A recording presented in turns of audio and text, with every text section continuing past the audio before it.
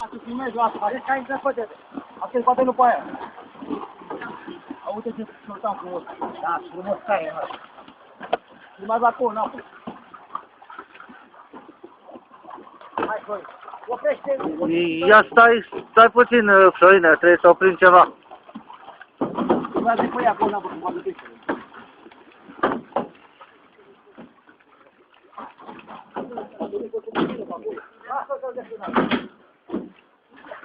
E unul mare care îi dai drumul în apă, zic eu.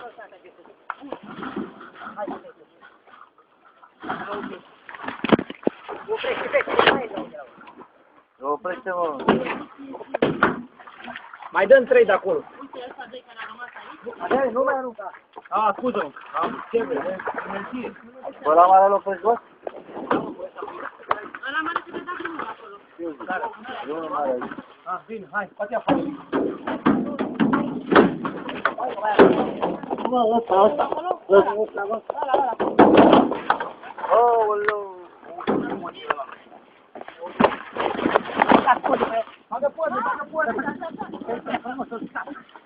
Ia-le, bine. Cine a băgat la mână acolo? Și o bucătă așa la 3 kg jumătate de 4.